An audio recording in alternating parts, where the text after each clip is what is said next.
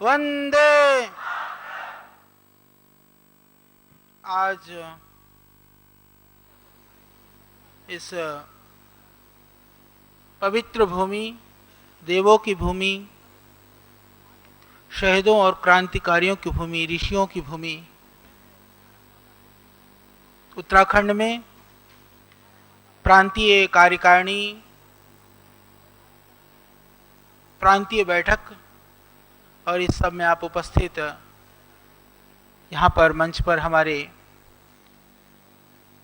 मुख्य केंद्रीय प्रभारी प्रिय भाई राकेश जी, प्रांत प्रभारी मोहन जी, महिला प्रभारी बहन दीपा जी और यहाँ पर इस मंच पर विद्यमान हमारे सब संरक्षक मंडल और विशिष्ट कार्यकर्ता जन, और मेरे सम्मुख बहुत पीछे तक, ये तो अच्छा हो गया कि इस पवित्र मंदिर में ये द्वार के दरवाज़ों के पीछे भी जगह है, दरवाजे खुल गए तो ऐसा लगता है कि पूरा एक हॉल है। तो यहाँ पर बैठे हुए अंतिम पीछे तक बैठे हुए सभी हमारे भाई बहन, उत्तराखंड की यह पवित्र भूमि, यहाँ पर आप इतिहास को देखेंगे तो गंगा के अवतरण से पहले ही तप से भगीरथी ने तप किया और मां गंगा धरती पर आई। माता पार्वती ने तप की, शंकर को प्रसन्न किया। यहां इसका अर्थ यह है, उत्तराखंड मिला, बहुत भाई बहनों ने कुर्बानियां दी। ये हमारी नियत में है कि उत्तराखंड वालों को ज्यादा तप करना पड़ता है, पर यह भी सत्य है कि उसका फल भी मिलता है। वो इतना बड़ा फल मिलता है, तप उत्तराखंड वाले करते हैं, फल पूरे देश को मिलता है, संपूर्ण विश्व को मिलता है। इसीलिए श्री स्वामी जी का जो स्वप्न है, जो संकल्प है, उसको पूरा करने के लिए यदि देश के लाखों भाई बहन वो जब तप करने के लिए तैयार हैं, तो कम से कम हम उत्तराखंड वालों को उनसे कई गुना तप करना चाहिए, जिससे कि उत्तराखंड की तप की परंपरा अक्षुण्ण बनी रहे। इसके लिए हम सबको घर घर जा करके, जैसे अभी भाई राकेश जी ने कहा, क्योंकि जीवन में अपने लिए जीना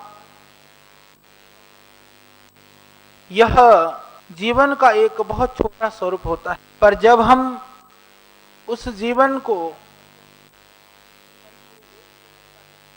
दूसरों के लिए, देश के लिए, राष्ट्र के लिए, संस्कृति, परंपरा, हमारी आध्यात्मिक विरासत, उसके लिए यदि हम जीने की सोचते हैं तो हमें ज्यादा संघर्ष करना पड़ता है, ज्यादा तप करना पड़ता है। अभी श्रद्धेय स्वामी जी का उद्बोधन आप सुन रहे थे।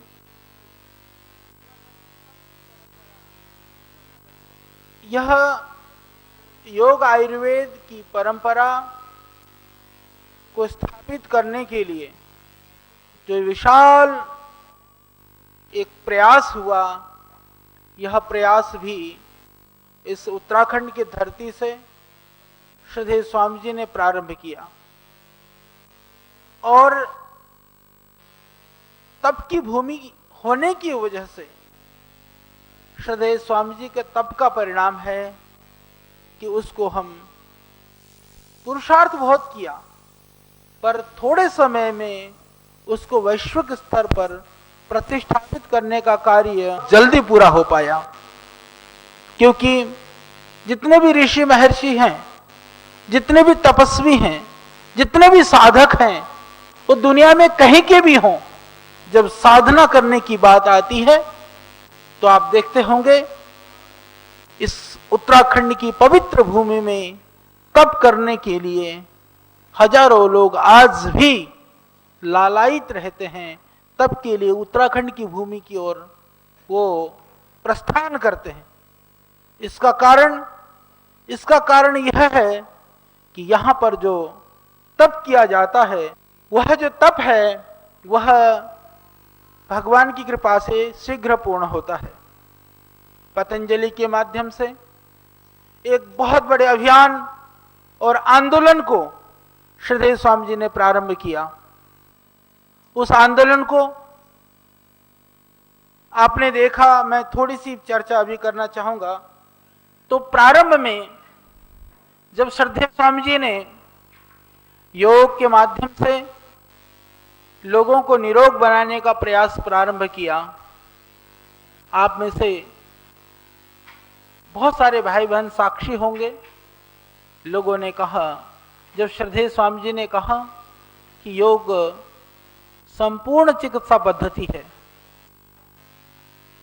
योग के द्वारा संपूर्ण रोगों की चिकित्सा की जा सकती है, और उसका प्रमाण लोगों के माध्यम से जिनको लाभ हुआ, उन लोगों को उस शिविर के माध्यम से जब उन्होंने अपना अनुभव सुनाना शुरू किया, उस समय पर बहुत सारे लोगों ने कहा कि यह तो स्वामी जी के अपने चेले हैं, उनको कुछ दे करके स्वामी जी कहला रहे हैं। जब उन्होंने देखा कि समाज के बड़े बड़े प्रतिष्ठित लोग, बड़े बड़े इंजीनियर, डॉक्टर्स, बड़े बड़े नेता, अभिनेता, जब उन्होंने ये बात कहनी शुरू की, तो लोगों का जो यह षड्यंत्र था, जो भ्रम फैलाने का प्रयास किया गया था, वह सफल नहीं हो पाया। उसके बाद में आप जानते हैं कि श्रीदेव स्वामी जी के ऊपर ही मुझे याद है कि ऐसा भ्रम फैलाया गया कि बोला कि स्वामी जी जो है वो आंतें घुमाते हैं, पेट घुमाते हैं। स्वामी जी की आंतें उलझ गई और बोले पता नहीं कहाँ अमेरिका ऑपरेशन कराने के लिए चले गए। ये बात इतनी चली, इतने लोगों ने फोन किया। हमने कहा कि श्रीदेव स्वामी जी की आंतें, श्रीदेव स्वामी जी अपने आप दिखाते रहे कि मेरी आंतें कहीं उलझी नहीं है, मैं ठीक हूं। फिर ऐसे ही एक बार ऐसा अफवाह फैलाया गया कि बोले बाबा की बाईपास सर्जरी हो गई। स्वामी जी ने कहा भाई मेरी हार्ट ठीक है, देखो कहीं से निशान नहीं लगा हुआ है, यह भी ठीक है। एक तरह से उसको बदनाम करने के लिए, उसको समाप्त करने के लिए, ऐसा नहीं है कि अभी से ही कोई षड्यंत्र शुरू हुआ है, क्योंकि जितना बड़ा कार्य होता है, जितना बड़ा अभियान होता है, उस अभियान को पूरा करने के लिए उतने ही संघर्षों का सामना भी करना पड़ता है। यह इसका उदाहरण है। जब ये बातें हो रही थी, उसके बीच में आपको पता है कि एक देवी जी ऐसी पैदा हुई। उस देवी ने कहा कि बोले बाबा तो अपनी दवाइयों में आदमी की खोपड़ी मिलाता है। हमने कहा, मेरे पास जब मीडिया के बहुत भाई आए, क्योंकि सब लोग बड़ा रुचि का विषय रहता है इस तरह की बातें, क्योंकि ये मनुष्य की कमजोरी होती है कि जब पॉजिटिव बात होती है तो हमें भी कभी पता नहीं सुनने का मन करे या ना करे, पर किसी की नेगेटिव बात होना बड़ी उत्सुकता जगती है कि अच्छा और क्या हुआ, और क्या हुआ था। यानी किसी को कह दो कि उसके बेटे बेटी ने बहुत अच्छा काम किया, बहुत उन्नति करी, तो शायद रुचि कम होती है। किसी कहे कि उसकी लड़की उसके साथ भाग गई, तो पूछे अच्छा उससे आगे क्या हुआ। क्योंकि हमारी जो प्रवृत्ति है ना, वो पॉजिटिव सकारात्मक चीज़ों में, मन एक ऐसा ये बेईमान है कि ये सकारात्मक चीज़ों में जल्दी से प्रवृत्त नहीं होता है। कोई कहे कि स्वामी जी बहुत अच्छा काम कर रहे हैं, तो फिर लोग सोचेंगे कि अच्छा ये शायद स्वामी जी का चेला होगा, बोले स्वामी जी का ऐसा होगा, बोले अच्छा और क्या हुआ, तुरंत वो जागृत हो जाती हैं। तो ये बात इस तरह से फैलाई गई। लोगों ने कहा, मैंने एक बात पूछा, तब लोगों से एक बात पूछी, मैंने कहा ये बताओ हरिद्वार में कितने लोग रहते हैं? गांव और शहर में सब मिला लिया जाए तो लगभग लोग रहते होंगे, तब 6-7 लाख की आबादी थी। अच्छा, दवाइयाँ कितनी बनती है हर रोज? टनों में दवाइयाँ बनती हैं, और उनकी सबकी खोपड़ी भी इकट्ठी करी जाए, उसका पाउडर कितना बनेगा? तो बाबा की तो 1 महीने की दवाई के लिए भी पूरी नहीं पड़ेगी खोपड़ी। तो एक बेतुकी बात जहां तक। अच्छा, और मजेदार बात, खोपड़ी भी लेकर के आए। हमारे यहाँ जो कर्मचारी काम करते थे, कुछ बरगला करके ले गए, तो जो सिप नहीं होता है जिससे अपने, जिसमें मोती होती है ना सिप, उसको मुक्ता सुक्ति बोलते हैं। आयुर्वेद में मुक्ता सुक्ति भस्म बनाई जाती है, शंख की भी भस्म बनाते हैं, मुक्ता सुक्ति की भी बनाते हैं। तो जो देखने में पीछे से देखो ना, उसकी आकृति एकदम खोपड़ी दिखाई देती हो। तो अभी भी कुंटलों में आश्रम में है, उसकी खोपड़ी का भस्म बनाने का लाइसेंस है हमारे पास। तो जो है वो मुक्ता सुक्ति को लेकर के आए। तो किस तरह से इस अभियान को, इस आंदोलन को प्रारंभ से दबाने का प्रयास किया गया। तब तक वह प्रयास आंशिक रूप से चलता रहा, कहीं कहीं एक पक्षीय चलता रहा। परंतु जब श्रद्धेय स्वामी जी ने काला धन, भ्रष्टाचार और व्यवस्था परिवर्तन की इन अभियानों को लेकर के 2010 4 जून को, आप सबको याद है, जब रामलीला मैदान में केंद्रीय सरकार के विरुद्ध में, वो अभियान सरकार के विरुद्ध नहीं था, ये बात मैं आपको बता देना चाहता हूं। वह अभियान था कि जनता की जनभावना की जो पीड़ा थी, जिसकी वजह से देश पिछड़ता जा रहा था, जो हमारे मन में, जो देश के लाखों भाई बहनों के मन में जो संवेदनाएं थी, जो भावनाएं थी, जो एक सोच थी, जो उनकी आवाज थी, उस आवाज को श्रद्धेय स्वामी जी ने ऊर्जा देने का काम किया, उनकी भावनाओं को, उनकी आवाज को शब्द देने का काम किया। उस शब्द को जब श्रद्धेय स्वामी जी ने वहां से गुंजायमान किया, तो उनके कान इस रूप में खड़े हो गए कि बाबा बात तो सही करता है। अच्छा, गलती हमसे क्या हुई?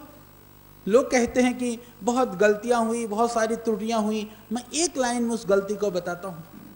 हमने सोचा था कि हम उन मुद्दों को लेकर के उनके सामने जाएंगे, वो जनता के मुद्दे हैं, देश के मुद्दे हैं, इसलिए उन चीजों का वह समाधान करेंगे। और हमसे गलती ये हुई कि हम चोरों के पास इसलिए चले गए थे कि तुम्हारा चोरी किया हुआ सामान तुम्हारा नहीं है, वो जनता का है, तुम जनता को लौटा दो। ये हमारी गलती रही। कोई चोर अपनी चोरी का सामान इतने आराम से थोड़ी ना देता। तो उन्होंने अपनी शक्ति लगानी शुरू करी, खुलेआम। आपको स्मरण हो या ना हो, आपको पता हो या ना हो, जो आज बहुत बड़ी नेता हैं इस देश की, जिसको इस देश की माटी से कोई प्यार नहीं है, उन्होंने खुलेआम कहा था, भरी सभा में कहा था कि बाबा रामदेव के विरुद्ध पूरा माहौल तैयार करो, घर घर में कार्यकर्ताओं को बाबा के विरुद्ध भड़काओ। इतनी पूरी ताकत लगा दी। और आगे की बात मैं आपको बताऊं, जितनी मीडिया से बातें आती हैं, जितनी आप सुन लेते हैं, उन बातों का आपको पता होता है, परंतु पीछे से जो इनका षड्यंत्र होता है उसका सामना हमने किया है। कितने ये कलुषित हैं, कितने ये नंगे हैं, कितने ये विभत्स, अत्याचारी और एक तरह से मैं कहूं कि क्रूर और राक्षसपने के से भरे हुए लोग हैं। उसकी कल्पना आप और हम लोग कर भी नहीं सकते हैं, इतने गंदे लोग हैं ये लोग। परंतु एक बात ध्यान रखना, मैंने कभी पढ़ा था, मैंने ये पढ़ा था कभी कि सत्य जो है वो परेशान हो सकता है, पर सत्य जो है कभी पराजित नहीं होता है। तो ये जितना भी, और दूसरी बात, जो बहुत बड़ी जो योजनाएं होती हैं, बहुत बड़ा जो आंदोलन होता है, उसको उतनी ही बड़ी परीक्षा से भी गुजरना होता है। क्योंकि छोटा काम तो छोटी परीक्षा, बड़ा काम तो बड़ी परीक्षा। श्रद्धेय स्वामी जी ने, क्योंकि ये उत्तराखंड की माटी में, यहाँ की हवा में ना बहुत दम है। अभी भाई मोहन जी वीरों की, क्रांतिकारियों की, शहीदों की, भाइयों की, बहनों की लिस्ट पढ़ करके सुना रहे थे। सच बताऊं, आपके अंदर जो क्रांतिकारी की जो अग्नि है ना, जो ज्वाला है, वो चिंगारी लगने की आवश्यकता है, फिर तो आपको कोई नहीं रोक सकता, इतनी ऊर्जा है। तो जो गंगोत्री में रह करके, हिमालय में रह करके जो तप किया, वहां की वायु, वहां का पानी, गंगा पवित्र मां का जल पी करके, जो दूध पीने से, जैसे कोई चुनौती देता है ना तो कहता है आजा सामने, दो दो हाथ करना हो यदि तूने मां का दूध पिया है। मैं कहता हूं हमने मां का भी दूध पिया है और हमारी पवित्र गंगा रूपी मां का जल भी पिया है, इसलिए हमने तो डबल दूध पी रखा है। तो सारे उत्तराखंड वालों ने पी रखा है, एक तो जन्म देने, और तीसरा दूध भी पिया, तीसरी मां गौ मां। उत्तराखंड में ही जो विशुद्ध हिमालयी क्षेत्र की जो देसी गाय होती हैं, गायों में सबसे उम्दा क्वालिटी की गाय यदि वो होती है तो वो उत्तराखंड की जो पहाड़ी गाय होती है ना, पर्वतीय गाय, वो गाय सबसे उम्दा मानी गई है। तो मेरे भाई 3-3 माँ के दूध तुमने पी रखे हैं, और गीता और वेद और उपनिषद उसको पढ़ रखा है। तो सारी माँ तुम्हारी इर्द गिर्द हैं, फिर भी तुम्हारे होश, तुम्हारी चेतना जागृत नहीं हुई तो तुम्हें फिर कौन जगा सकता है। इसलिए हमें चेतन होना होगा, जागृत होना होगा। तो उस जागृति के पीछे कि श्रद्धेय स्वामी जी को वह ऊर्जा कहाँ से मिली, तो वह ऊर्जा इस पवित्र माटी से, इस हिमालय की इन उतंग शिखरों से, हिमाच्छादित पर्वतमालाओं से यह शक्ति मिली है। इसको हमें याद करना चाहिए। उसी जल का सेवन हम करते हैं, वहीं से अन्न का ग्रहण हम करते हैं। इसीलिए हमारे लिए गर्व और गौरव की बात है, क्योंकि बहुत सारे नेता, बहुत सारे बड़े बड़े वक्ता वो बोलते हैं, सुनाते हैं, वह दूसरों के लिए सुनाते हैं, परंतु हमारा सौभाग्य है कि हमें ऐसा व्यक्तित्व को अपना आदर्श बनाने का सौभाग्य हमें प्राप्त है, जो बोलता नहीं है, पहले स्वयं करके दिखाता है, फिर बाद में हमको करता है कि करके देखो। जिन्होंने जीवन को जिया है, जिस जीवन को वह जीते हैं, उस जीवन को जीने के लिए आपको प्रेरित करते हैं। तो परीक्षा तो फिर भी है, यदि हम कहीं शंका करते हैं तो निश्चित रूप से उससे हम अपनी हानि करते हैं, उससे देश की बहुत बड़ी हानि होती है। ये कुछ उदाहरण मैंने आपको इसलिए दिए। तो बहुत तरह के संघर्ष और षड्यंत्र पहले से ही किए गए। उसके बाद में 4 जून के बाद में ये सोचा था, बहुत सारे हमारे कार्यकर्ता भाई बहनों के मन में भी कहीं शंका आ गई थी, कि कहीं शिथिलता भी थोड़ी आने लगी थी कि अब क्या होगा। पर मैं एक बात कहना चाहता हूँ, उससे पहले कि संस्था के स्वरूप को देखिए, इसके बाद को देखिए, मैंने तो एक चीज़ महसूस किया है, क्योंकि जहाँ भी जाता हूँ, कल भी मैं आपके पास आने के लिए आया हूँ, मुंबई से सुबह 2 बजे पहुँचा हूँ हरिद्वार। तो मैं कल मुंबई में था, मुंबई में भी फिर मैं वहाँ से आगे रत्नागिरी तक होकर के आया। मैं सड़क मार्ग से करीबन 6-7 घंटा गया, 6-7 घंटा आया, गाड़ी में था। तो मैंने देखा, हमने एक चीज़ महसूस किया, पहले लोग जानते थे एक आयुर्वेदिक चिकित्सक के रूप में, एक आध्यात्मिक पुरुष के रूप में, श्रद्धेय स्वामी जी के सहयोग के रूप में, पर उस पहचान में एक पहचान अब जुड़ गया है। वो अब आपको और हमको देखते हैं तो देश को बनाने वाले रूप में और एक देश के क्रांतिकारी के रूप में। यह बहुत बड़ी बात है। जितने भी वीर हुए, शहीद हुए, ध्यान रखना, आज दुर्भाग्य से इस देश के अंदर उन वीरों को हम शहीदों का दर्जा भी नहीं दे पाए। इस देश का दुर्भाग्य है। उन्होंने देश के लिए सब कुछ खपा दिया, वो देश के लिए मर मिट गए, अपने प्राणों की आहुति भी दे दी। दुर्भाग्य से देश आज उनको शहीद के रूप में याद तो करता है, सरकारी रिकॉर्ड में वो शहीदों के दर्जा में अभी तक प्राप्त नहीं है। इससे बड़ा इस देश के लिए क्या दुर्भाग्य हो सकता है। जब वो काम कर रहे थे, जितने भी हमारे, चाहे चंद्रशेखर आजाद जी हों, चाहे हमारे राम प्रसाद बिस्मिल जी हों, सुभाष चंद्र बोस जी हों, जब लगे हुए थे तो बहुत सारे लोगों ने कहा ये राष्ट्रद्रोही हैं, ये देश को बर्बाद करना चाहते हैं। इनके लिए बहुत नेगेटिव बातें कही गई, बहुत कुछ लिखा गया, और उनके विरोध में खड़े होने वाले लोगों की संख्या बहुत बड़ी थी और उनके साथ खड़े होने वाले लोगों की संख्या बहुत थोड़ी थी। इतिहास बनता है। जब जब दिन बीतते हैं तो पता चलता है कि उनका बलिदान कितना बड़ा था। और हमारे लिए तो सौभाग्य की बात है कि हम आंदोलन करते करते भी आप लोग साथ में खड़े खड़े भी लगे लगे भी आप देश के लिए हीरो हैं। ये इससे बड़ी और क्या बात हो सकती है। लोग आपकी तरफ देख करके शंका भरी निगाहों से नहीं देखते हैं, आपकी ओर देखते हैं तो गर्व भरी निगाहों से देखते हैं। इससे बड़ी और क्या बात हो सकती है। और क्या चाहिए हमको? हम देश के लिए जीना चाहते हैं, देश के लोग हमारे ऊपर विश्वास करते हैं। इससे बड़ी देश का कोई उपहार हमारे लिए नहीं हो सकता, इससे बड़ा सम्मान कोई नहीं हो सकता। तो हमें अपनी जिम्मेदारी है, इसको हमें स्वयं सुनिश्चित करना होगा। आप ये मत सोचिए कि आप कितना कर सकते हैं। आप कितना कर सकते हैं इसको सोचने की आपको आवश्यकता नहीं है। आपको दो चीज सोचनी है। एक तो श्रद्धेय स्वामी जी का जो अभियान है, उस अभियान के प्रति, मिशन के प्रति आप कितना समर्पित हैं, एक तो इसको सोचने की आवश्यकता है। और दूसरी बात यह सोचने की आवश्यकता है कि आपके अंदर जितनी शक्ति है ना, उस शक्ति में से आपने कितनी शक्ति इस अभियान के लिए लगाया है। तो जो शक्ति है उसको 100% लगाइए।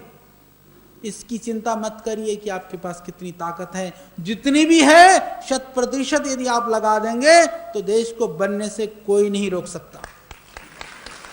अभी श्रद्धेय स्वामी जी कह रहे थे, जब राष्ट्र विरोधी शक्तियां, देश को लूटने वाली शक्तियां, आतंकवादी और भ्रष्टाचारी एक होकर के देश को बर्बाद कर सकते हैं, इस अवाम को अशांत बना सकते हैं, तो राष्ट्रवादी शक्तियां, देश के लिए जीने मरने की भावना रखने वाली शक्तियां और आप और हम मिलकर के देश को क्यों नहीं बना सकते हैं।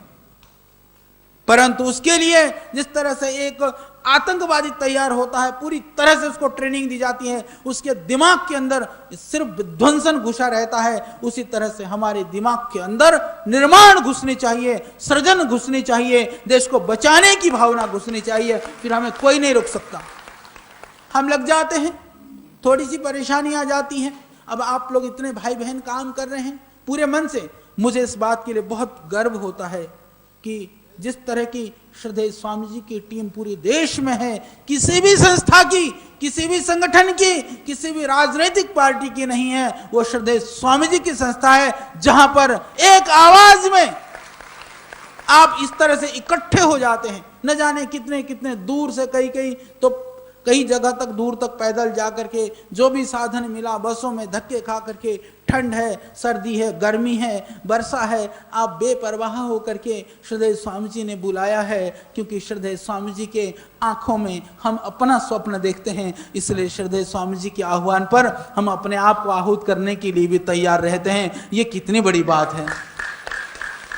इतनी भावनाशील लोगों की टीम है। हम अपने आप में, मैं एक बात कहता हूं, जब व्यक्ति की बात आती है तो आप कभी किसी से कम नहीं है। हर एक जुझारू, एक कर्मठ और एक तरह से दीवानी और समर्पण की हद तक आप जीने वाले लोग हैं। परंतु जहां संगठन की बात आती है तो थोड़ी सी गड़बड़ी हो जाती है, क्योंकि आप सोचते हैं मेरे को तो पूछा नहीं, वो तो आगे निकल गया, मैं तो थोड़ा सा पीछे रह गया। ये बात थोड़ी सी बात आती है, परंतु हम आगे पीछे होने से पहले हम श्रद्धेय स्वामी जी के सिपाही हैं, इसको हमें नहीं भूलना है। तो मेरे समर्पण को कोई थोड़ी चुनौती दे सकता है। भाई मेरे कोई पद को कोई चुनौती दे सकता है कि तुम पद तो निश्चित होते हैं।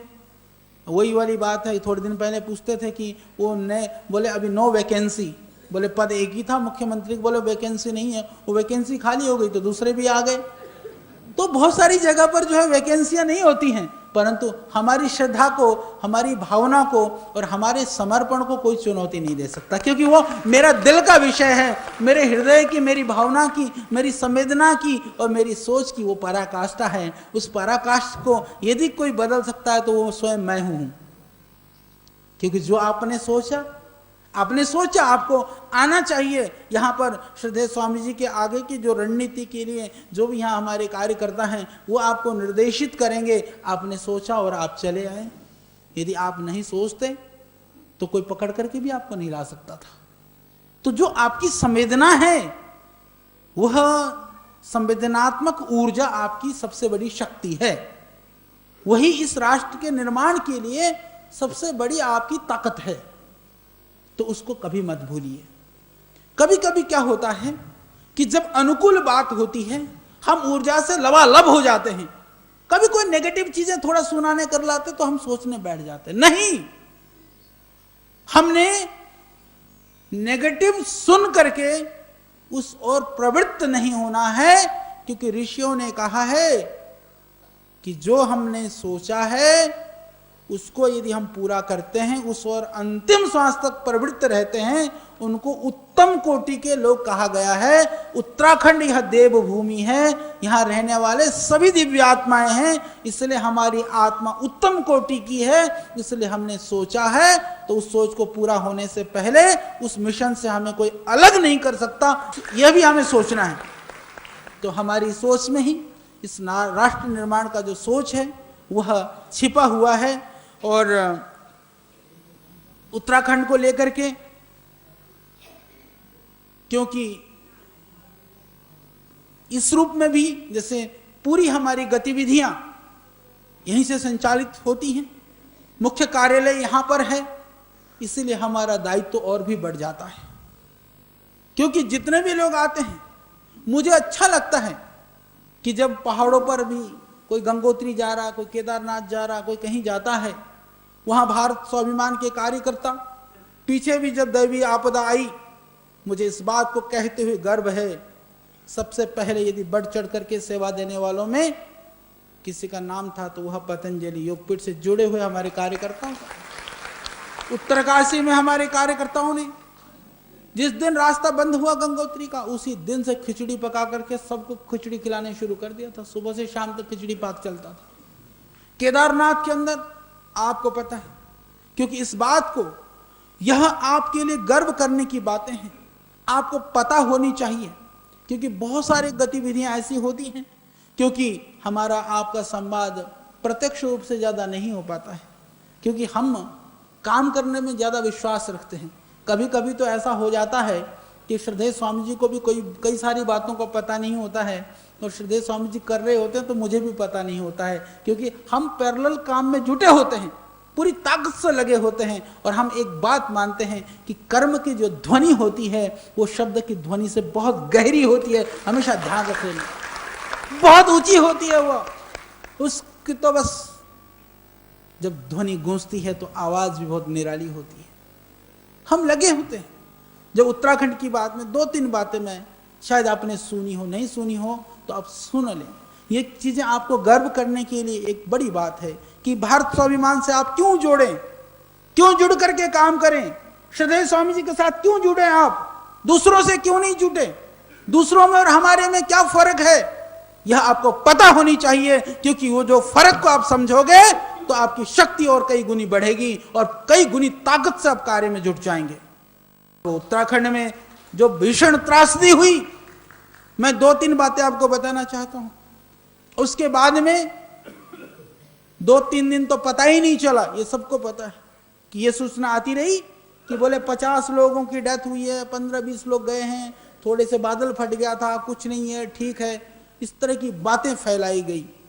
जब पता चला, मैंने फोन करके, मैं पतंजलि में बैठा हुआ था, तुरंत मैंने वहां के एसडीएम को फोन करा केदारनाथ में, गुप्तकाशी में। मैंने कहा ये बताइए हम क्या सहयोग कर सकते हैं। उन्होंने कहा आचार्य जी वहां पीने के लिए पानी नहीं है, खाने के लिए कुछ भी नहीं है, आप कुछ व्यवस्था कर दीजिए। हमने कहा कितना चाहिए? उन्होंने कहा 3-4 हजार बोतल पानी भिजवा दीजिए और 2-3 हजार बिस्किट भिजवा दीजिए।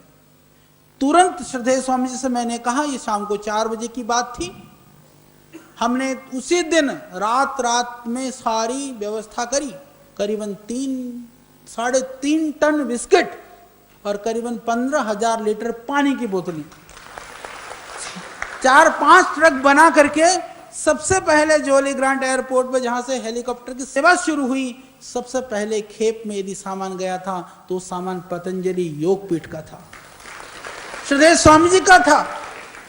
उसके बाद में 4-5 दिन के बाद में मैं फिर वहां गया, गुप्तकाशी में वहाँ कई दिन लगाए, और जाकर के जब ऊपर से, जब गौरीकुंड से और उधर से केदारनाथ से जो लोग पैदल आ रहे थे, तो आपका जो है गुप्तकाशी से आगे जहाँ तक जा सकते थे वहाँ मैंने देखा कि जो सामान जो है हमारे सेना के भाई लोग जो है, एनडीआरएफ के जो भाई, सब सामान लेकर के बैठे थे। मैं देख रहा था, क्योंकि पानी की बोतल में तो हमारा लेबल नहीं था, दूसरी कंपनी का था, परंतु बिस्किट पतंजलि का था। मैंने देखा बहुत सारे पतंजलि के बिस्किट थे। तो उन्होंने खुश होकर के कहा, आचार्य जी इन बिस्किटों से हजारों लोगों की जान बची है, तो कितना हमारा सीना जो है कितना गर्व से चौड़ा हुआ होगा, यह हम कल्पना कर सकते हैं। तो आप उस काम को करते हैं, उस काम के लिए आप शक्ति देते हैं। क्योंकि संगठन में दो तरह से काम होता है, एक हम जिसको अपने हाथ से करते हैं, दूसरा यह है कि जिस अभियान के लिए हम सपोर्ट करते हैं। तो आप यदि यहाँ बैठ करके झाड़ू भी लगा लेते हो ना, तो समझ लेना श्रद्धेय स्वामी जी के उस अभियान को पूर्ण करने में आप सहयोग प्रदान कर रहे हैं। क्योंकि एक टीम होती है, टीम के अंदर अलग अलग कार्य और दायित्व होता है, परंतु अंततः हमारी संस्था का स्वरूप क्या है, इसको हमें कभी विस्मृत नहीं होने देना। उसके बाद में आज इकलौती पतंजलि एक ऐसी संस्था है जहां 105 बच्चे, कुछ नहीं मिला, तुरंत हमने 10 दिन के अंदर होटल को लिया किराए पर, लेकर के बच्चों को बढ़िया व्यवस्था कर दी। जितने भी घरों में डेथ हुई थी उन सारे घरों के करीबन 400 परिवारों में डेथ हुई थी, करीबन 100 परिवारों में थोड़े बहुत बच्चे और थे जो नहीं आ पाए, नहीं तो अधिकतम परिवारों के सब बच्चे हमारे पास वहां पर हैं। और तुरंत उस व्यवस्था को करके आज बढ़िया वहां का जो सीबीएसई बोर्ड का स्कूल है, उस स्कूल में पढ़ने जाते हैं बच्चे और वहां रहते हैं। तो यह काम भी पतंजलि योगपीठ कर सकता है।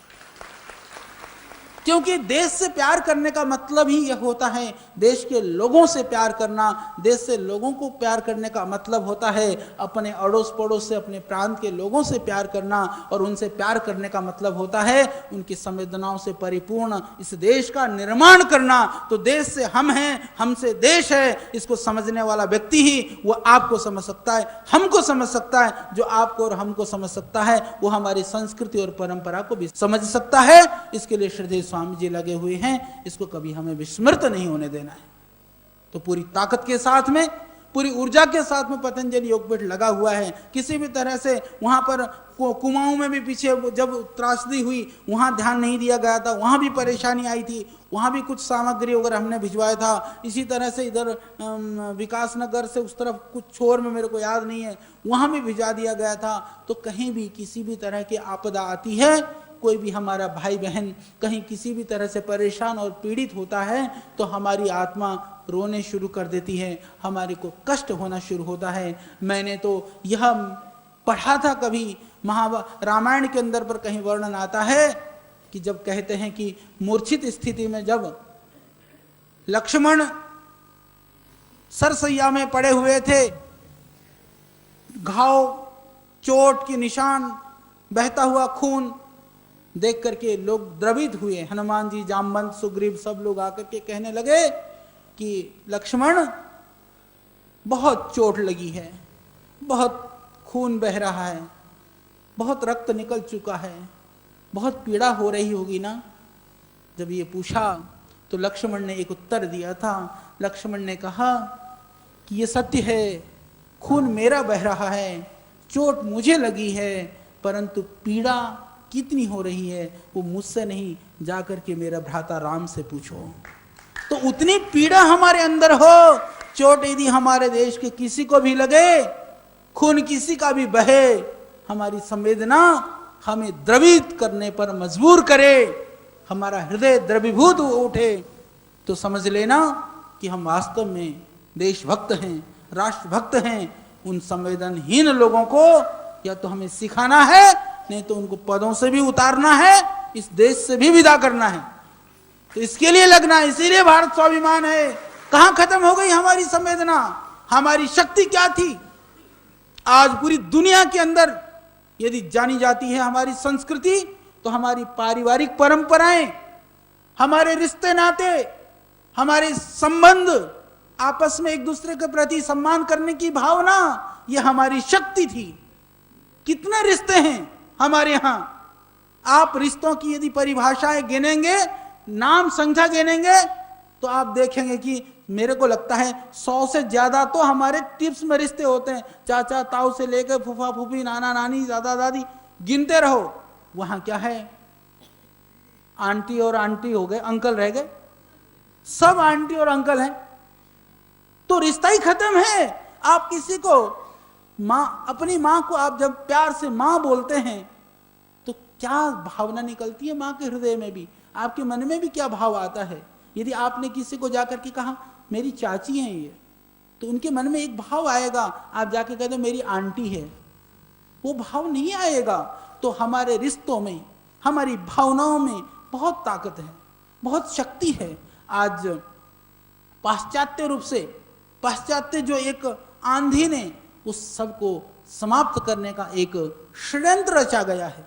आज दिन भर आप टेलीविजन में बैठ करके देखते हो, क्या जिस चीज को देखते हो आप चाहते हैं कि आपकी बहन बेटी माँ ऐसे बाजार में घूमे, आपको मंजूर है? जब हम उसको नहीं कर सकते हैं तो हमें देखने के लिए मजबूर क्यों किया जा रहा है?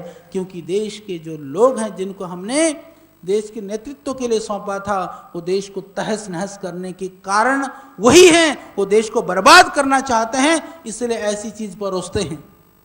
छोटी सी बात भाषा की कहूं, आप मोबाइल लगाते हैं, जब उधर से उत्तर आता है किसी भी चीज के लिए, लाइन बिजी है, उपलब्ध नहीं है, जो भी अंग्रेजी में पहले आता है। आप बताओ जितने आप बैठे हो कितने को हिंदी से बढ़िया अंग्रेजी आती है? एक को भी नहीं। भाई किसी को अंग्रेजी अच्छी आती होगी पर हिंदी से अच्छी तो नहीं आती है, तो हम अपनी भाषा को क्यों नहीं सुन सकते भाई पहले? तो ऐसा काम कौन कर रहा है? ये कौन लोग हैं जो हमारी भाषा को खत्म कर रहे हैं, हमारी संस्कृति को खत्म कर रहे हैं, हमारी परंपरा को खत्म कर रहे हैं? तो फिर हम किसको वोट दे रहे हैं? यानी कि हम जानबूझ करके उनको सर्टिफिकेट दे रहे हैं, उनको रास्ता बना रहे हैं कि तुम हमारी संस्कृति को लूटो, खत्म करो, बर्बाद करो। फिर भी हम सो रहे हैं। तो अब बहुत सो चुके, अब हमें इस बर्बादी से देश को बचाना है। इसीलिए श्रद्धेय स्वामी जी की क्या पीड़ा है, श्रद्धेय स्वामी जी को क्या चाहिए? बहुत लोगों ने कहा, बहुत लोग कहते हैं, बोले बाबा तुम्हारे पास वो कौन सी कमी थी जिसके लिए तुमने इतना बड़ा पंगा ले लिया? सच मानिए बाबा के लिए तो कोई कमी नहीं थी, क्योंकि देश की कमी को श्रद्धेय स्वामी जी अपनी कमी महसूस करते थे, इसलिए देश की कमी को दूर करने के लिए वह उस अभियान में जुट गए, उस आंदोलन का नेतृत्व किया। इसको हमें कभी नहीं भूलना, क्योंकि एक दिन में आदमी न तो बुरा होता है न अच्छा होता है। और दूसरी बात, मैं एक बात कहना चाहता हूं, ये कितनी बड़ी बात है। जैसे अभी मैं योग की बात बता रहा था कि योग को लेकर के भी बहुत बड़े षड्यंत्र हुए, बड़ी बड़ी अनर्गल बातें की गई, परंतु मजेदार बात, आज भी जो श्रद्धेय स्वामी जी को गाली देते हैं ना, बड़े बड़े मंत्रोच्चारण करते हैं, क्या आपको पता है सुबह उठ करके पहले योगासन और प्राणायाम करते हैं? हो चाहे आप न भी करते हो, बहुत सारे हमारे कार्यकर्ता ऐसे दूसरे को योगासन प्राणायाम सिखाते पर अपने आप नहीं करते हैं। हाँ, तो अपने आप भी किया करो, पर वो अपने आप करते हैं, करके फिर बाबा जी को गाली देते हैं। दुनिया में कभी आपने ऐसा सुना है पड़ोसी में किसी का आपका झगड़ा हो, किसी के साथ आपकी बात नहीं बनती हो, तो क्या कोई चीज उसकी ले लेंगे? वो लेकर के भी आएगी, कहेगी चल चल। वो तो एक तो हिम्मत भी नहीं करेगा कोई देने का, है ना? कोई चीज भी लेकर के आ जाए, लेकर की भी आ जाए तो आप लेंगे नहीं, क्योंकि आपको लगेगा जब मेरे से दुश्मनाई है, जब मेरे से बात ही नहीं करती है, तो मैं क्यों लूं उसकी चीजों को? परंतु यह इस योगी की महानता को तो समझो कि बाबा का योग तो चाहिए पर बाबा नहीं चाहिए। इसका मतलब यह है बाबा पहले भी गलत नहीं थे, आज भी गलत नहीं है, और जिन बातों को आज कह रहे हैं कल आने वाली दुनिया स्वीकार करेगी। श्रद्धेय स्वामी जी ने जिन मुद्दों को उठाया था, जिन बातों को लेकर के आंदोलन किया था, वो कितने बड़े मुद्दे थे ये देश के लोगों को समझ में आ जाएगा। क्योंकि काला धन और भ्रष्टाचार ये छोटे मुद्दे नहीं है। आज भी बैठे बैठे हमें लगता है, कभी कभी कई लोग कहते हैं काला धन आ जाएगा तो क्या होगा, क्योंकि कल्पना ही नहीं है हमें कि कितना काला धन बाहर जमा है।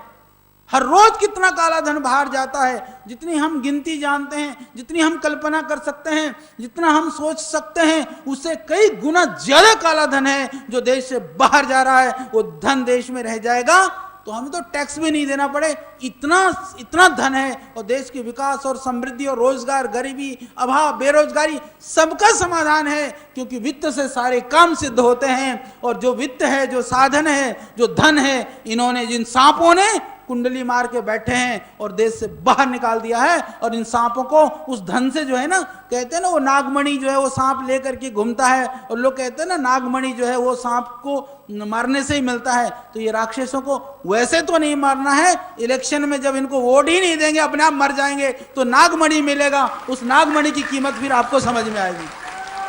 तो इसलिए उस नागमणि को पाने के लिए उन सांपों को मारने का एक ही साधन है। उस सांप को मारना चाहते हो तो तैयार हो जाओ। ये तैयारी तो कर रहे हैं। अभी आपको कार्य दिया जा रहा है, टारगेट दिया जा रहा है। कोई ये तो नहीं कि आपको इसलिए तो नहीं बुलाया कि यहाँ पर कि भागवत कथा सुना करके आपको भेजेंगे। यहाँ इसलिए बुलाया है कि काम करने के लिए आपको तैयार कर रहे हैं। आपके जो जुनून है, आपके अंदर जो ऊर्जा है, आपके अंदर जो चेतनता है, उसको और तेजी के साथ में आप पूरी ताकत के साथ पूरा भर करके अपने मन और मस्तिष्क में आप जाएं। और आपकी बैटरी ऐसी चार्ज होनी चाहिए कि कहीं भी जाए ना तो करंट दिखाई देनी चाहिए, एकदम उजाला हो जानी चाहिए। इतनी करंट से लबालब होकर के यहां से जाओ। इसीलिए कार्य को टारगेट दिया गया है, क्योंकि देखो समय किसी की प्रतीक्षा नहीं करता है। हम सोचे चलो जाएंगे, धीरे धीरे कर लेंगे, आराम से कर लेंगे, ठीक है, कह तो रहे हैं, स्वामी जी भी कह रहे हैं, आचार्य जी भी कह रहे हैं, बाकी लोग भी कह रहे हैं, तो नहीं, समय किसी की प्रतीक्षा नहीं करता है। आप इतिहास पढ़ करके देखो, जो समय में चुक गए बाद में पछतावा ही नहीं होता है, देश बर्बाद हो जाता है, फिर वो समय कभी नहीं आता है। इसीलिए इसके लिए तो आप अपना सौभाग्य समझना, इसीलिए तो अपना सौभाग्य समझना कि भगवान ने ऐसी विषम परिस्थितियों में हमें इस देश में पैदा करके भेजा। यदि कंस न होता, भगवान कृष्ण को कौन पूछता? भाई रावण न होता तो भगवान राम को कौन पूछता? वो थे तो ही तो हम उनको जान पाए। और यदि राक्षस इतने सारे इकट्ठे ना हुए होते तो आपको और हमको कौन पूछता? तो इसलिए हमारी पूंछ है, तो अपनी पूंछ को बनाने के लिए फिर काम करो।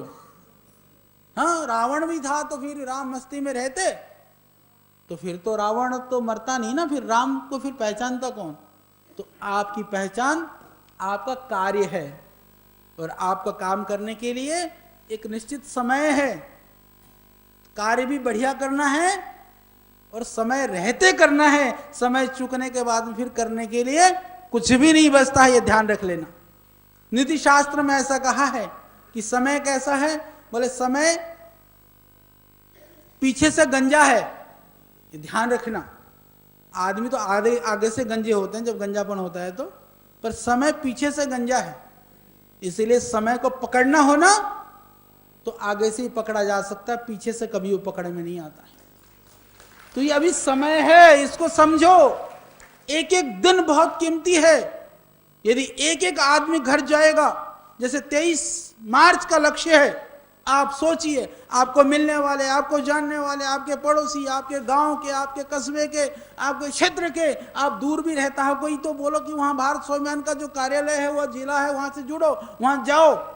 और हमें एक ऐसा करके दिखाना है कि 23 मार्च को दुनिया को दिखनी चाहिए कि श्रद्धेय स्वामी जी की जो योग शक्ति है वो किस रूप में पूरी दुनिया के अंदर, पूरे देश के कोने कोने में जो है एक ऊर्जा के साथ खड़ी है। ये दिखाने का काम आपको करना है। तो इसके लिए पूरी ताकत से अभी से जुटना पड़ेगा। ये एक दिन का काम नहीं है। उसके बाद में जैसे बताया, वो आगे की तैयारियां भी आपको करनी है। तो आप पूरी ऊर्जा के साथ लगिए, क्योंकि हम काम इसलिए करें, हम काम इसलिए करें।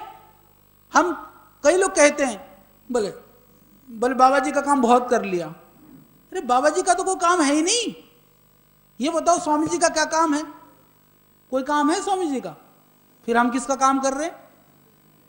स्वामी जी का कर रहे हैं। स्वामी जी का काम भी नहीं, हम स्वामी जी का काम कर रहे हैं।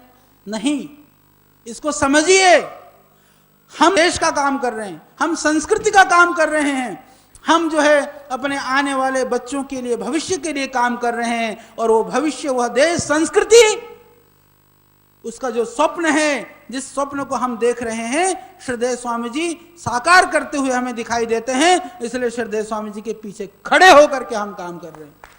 काम देश का है, श्रद्धेय स्वामी जी के साथ नेतृत्व में, क्योंकि इंजन मजबूत होगा ना तो डिब्बे ठिकाने पर पहुंचते हैं। यदि ट्रेन का इंजन ही ढीला पड़ जाए, फेल हो जाए तो नहीं पहुंचता।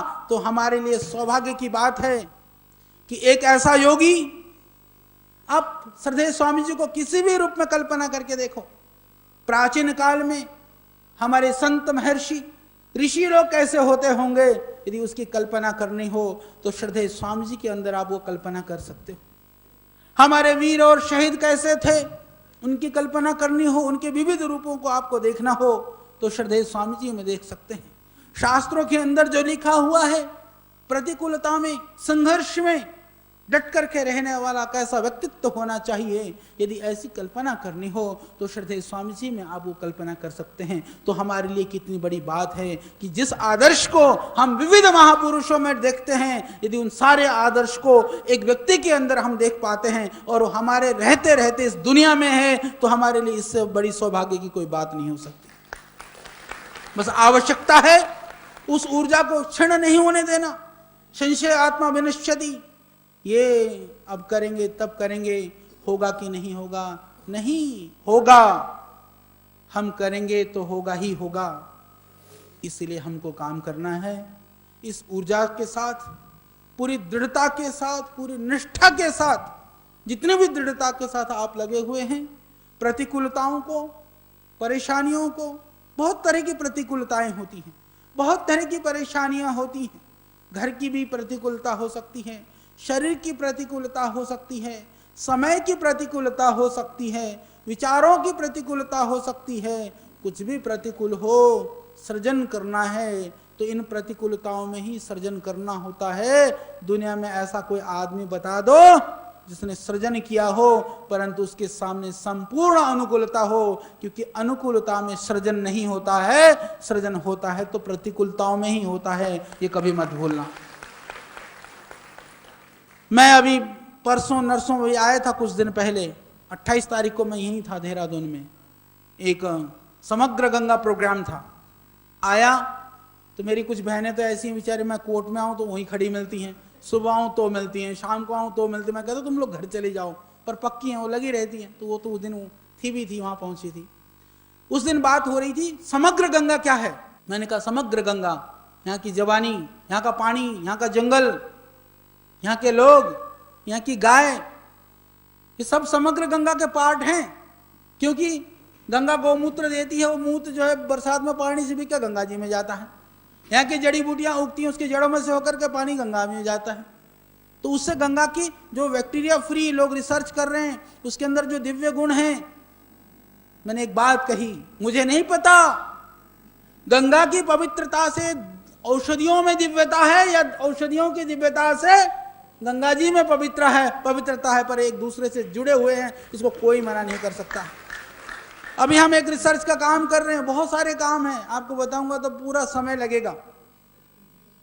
हमने जो अभी राकेश जी बता रहे थे, अभी लगभग 13,000 जड़ी बूटियां हुई दुनिया के अंदर। ये आप लोगों को पता होनी चाहिए, घर घर जा करके लोगों को बता सकते हैं ना कि हम पतंजलि योगपीठ से जुड़े हैं, पतंजलि योगपीठ क्या कर रहा है, कुछ कामों का आपको पता होना चाहिए। तो हमने लगभग 13,000 जड़ी बूटियों की लिस्ट बनाई। जो अभी रॉयल बॉटनिकल गार्डन की बात कर रहे थे, क्यों गार्डन दुनिया की सबसे बड़ी संस्था है, वो पेड़ पौधों के लिए काम करती है। आज वो कहती है कि हम पतंजलि से कोलैबोरेशन करना चाहते हैं। इतनी प्रतिकूलताओं में, इन राक्षसों से जूझते हुए यदि हम वहां तक काम कर सकते हैं, तो ये प्रतिकूलता ने हमारी चेतनता को और बढ़ाया है। आप ये समझ लो। क्यों, जब से इन्होंने उलुल जुलुल बकवास करने शुरू किया तो मैंने कहा कि मैं कुछ ऐसा कर डालूंगा कि इनको पता चले कि जो नॉलेज है, जो ज्ञान है, जो शक्ति और ऊर्जा है, वो किसी राक्षसों के दबाने से, उनके षड्यंत्रों से वो बाधित नहीं होता है। तो उन्होंने कोलैबोरेशन करना चाहा, ये बहुत बड़ी बात थी। तो पहली बार दुनिया के अंदर, पूरी दुनिया के अंदर जब जड़ी बूटी की बात की जाती है, हर देश में अपनी पद्धति है जड़ी बूटियों की। जैसे हमारे देश में आयुर्वेद है, तिब्बत में तिब्बतियन सिस्टम है, चाइना में चाइनीज सिस्टम है, जर्मनी में जर्मन का सिस्टम है, ग्रीक में, रोम में, यूरोप में, अमेरिका में, सब देशों में है। वहां भी जड़ी बूटियां होती हैं। कुछ जड़ी बूटियां तो यहीं जो प्रयोग होती हैं वही, जैसे अदरक है, लहसुन है, हल्दी है, ये चीजें ऐसी हैं कि पूरी दुनिया में सब लोग प्रयोग करते हैं लगभग। तो तुलसी है, वो हमारे यहाँ ही होती हैं, दुनिया के सभी देशों में नहीं होता है। तो ऐसे अलग अलग देशों में कुछ जड़ी बूटियां होती हैं जो वहां पर पाई जाती हैं। तो पहली बार पूरी दुनिया के औषधियों पौधों की एक लिस्ट बनाने का काम वह भगवान ने पतंजलि योगपीठ के द्वारा संपादन कराया। लगभग 13,000 पौधों की जो लिस्ट है वो हमारे द्वारा बनाई गई। ये बहुत बड़ी बात है। पतंजलि योगपीठ से जुड़े हुए उन श्रद्धेय स्वामी जी के कार्यों के प्रति निष्ठा रखने वाले करोड़ों भाई बहन के लिए गर्व की बात है कि इतना बड़ा कार्य पतंजलि के द्वारा संपादन हो रहा है। जो दूसरी बात मैं बताने जा रहा हूं उत्तराखंड वालों के लिए, क्योंकि लगभग सब आप उत्तराखंड की इस पवित्र भूमि से हैं, उन 13,000 जड़ी बूटियों में से, ध्यान से सुनना, लगभग 5,000 जड़ी बूटियां या तो गंगा के आसपास में होती हैं, हिमालय में होती हैं, और या फिर गंगा से जुड़ी हुई जो मिट्टी जो वहां तक गंगा सागर तक जाती है उसके आसपास क्षेत्र में पाई जाती है। ये बहुत बड़ी बात है।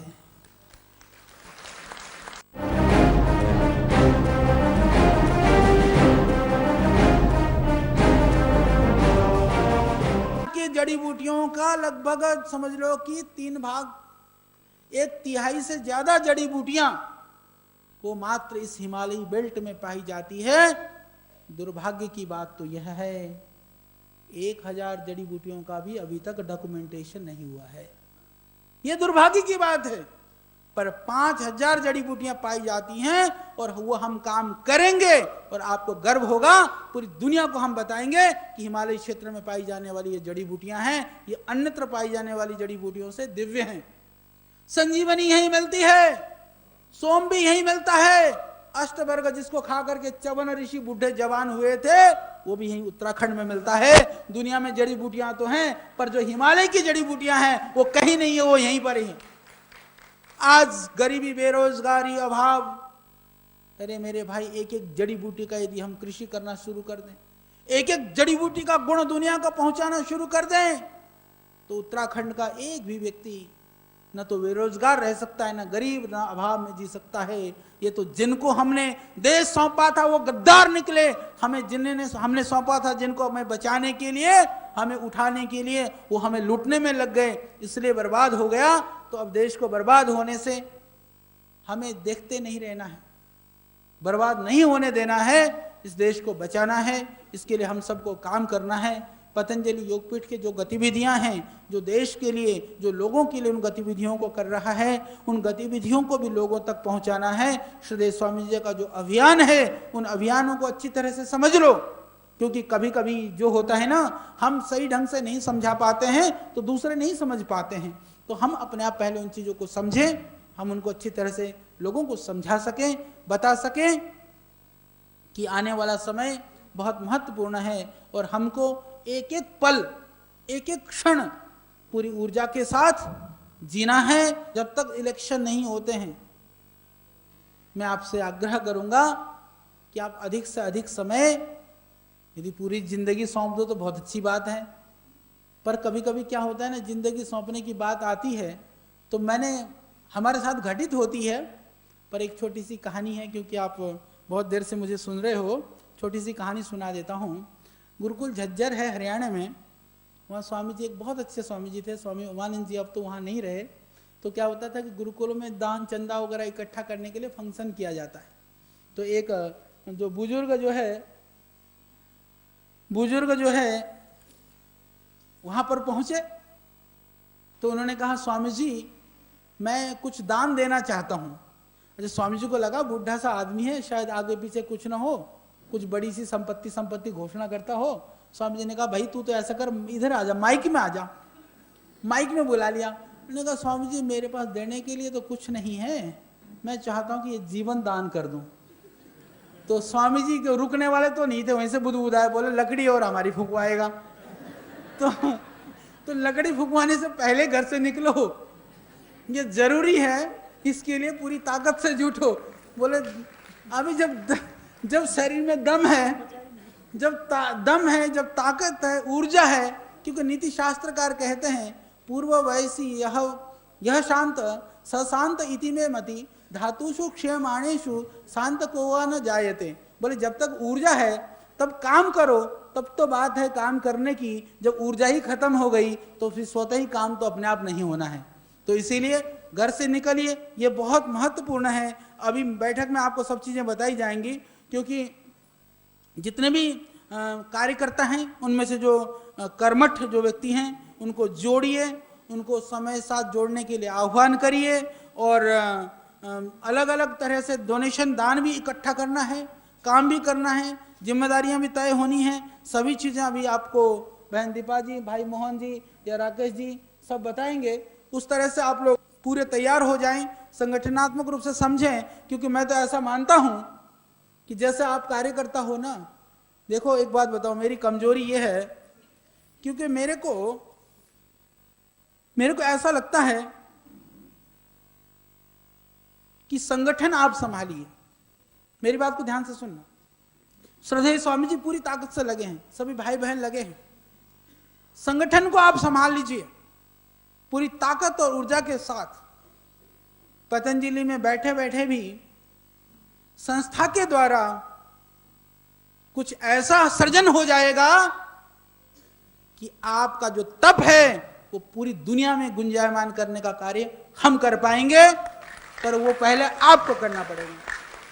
पहले आप तपिए, आप तप को तपो, परिणाम निश्चित रूप से मिलेगा। थोड़े से एक दो उदाहरण मैंने बताए, इसी तरह से बहुत सारे काम संस्था के द्वारा हो रहे हैं।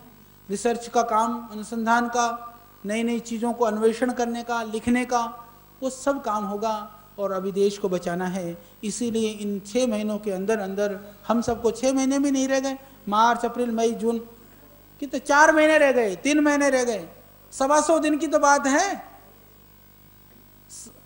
100-125 दिन की बात है।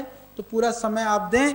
और मैं भाई राकेश जी से चाहूँगा कि सारे कार्यों को लेकर के आपकी जो सहभागिता है, आपकी जो जिम्मेदारियां हैं, वो सब आप अपनी जिम्मेदारी स्वयं तय कर लें, क्योंकि हमारे को चलाने के लिए दूसरे की नहीं, हम स्वयं चल करके दूसरे को दिखा सके अपने कार्यों को द्वारा, हम ये करना है। ठीक है, ठीक है जी, बहुत बहुत धन्यवाद। भारत माता की, भारत माता की। थोड़ा सा मैं 2-3 बात और कहूँगा कि आप बहुत ध्यान रखिए, जब आप जाएंगे ना, हमें अनुकूलता प्रतिकूलता में नहीं उलझना है, ये ध्यान रखिएगा। कोई आपका बड़ा प्यार करेगा, बहुत सम्मान करेगा, तो वहाँ भी नहीं उलझना। कोई आपको दुत्कारेगा तो वहाँ भी नहीं उलझना। दोनों से बच करके चलना, और दोनों को एक ही चीज़ कहना, कोई आपकी निंदा करे तो भी धन्यवाद करना, कोई आपकी प्रशंसा करे तो भी धन्यवाद करना, और कोई निंदा करे ना उसको तो और समझाना, भाई जितनी गाली है दे दे, पर मैं लूँगा नहीं, थोड़े दान दे दे और कुछ दे दे, उसको लेकर के उठना। मदन मोहन मालवीय जी का बहुत अच्छा सा उदाहरण है, मुझे याद आता है। मैं पीछे मदन मोहन मालवीय जी के, महामना मालवीय जी के जयंती पर मैं बोल रहा था, मुझे एक घटना याद आई। जो अपना हैदराबाद का जो नवाब के पास गए थे, तो कहते हैं, वो कहानी है, उसमें से कई तरह से उस बात को समझाते हैं। तो कहते कि जब दान मांगने के लिए गए तो उसने दान देने से मना कर दिया, तो बोले भाई कुछ तो दे दे। तो वहाँ का जो नवाब था उसने गुस्से में कहा कि ये पंडित जी बोले ये ले जा, एक जूता दे दिया। तो ले जा करके उन्होंने, वो कहते हैं कि वो पूरा शहर में जो है ना, उन्होंने घोषणा करवा दी कि ये नवाब का जो जूता है वह नीलाम होने वाला है, कोई लेना चाहे तो आ जाए। कहते वो इतना शर्मिंदा हुआ, कहने लगा जी आप पैसे ले जाओ जितना ले जाना है, पर ये जूता मेरे को लौटा दो। उसके बाद में, ये सच्ची घटना है, उसने बहुत सहयोग किया काशी हिंदू विश्वविद्यालय के लिए, BHU के लिए। तो ये घटनाएं जो है, यदि कोई विरोध करता है तो न जाने किस भाव से विरोध कर रहा होता है, उसके मन में न जाने क्या आग्रह हो रहा होता है। उस आग्रह को निकालने का काम भी हमको करना है, क्योंकि दूसरा आकर के नहीं करेगा, तो वह कार्य को हमको करना है। यह हमारा बहुत बड़ा उत्तरदायित्व है और उसको आप सबको मिलकर के निभाना है।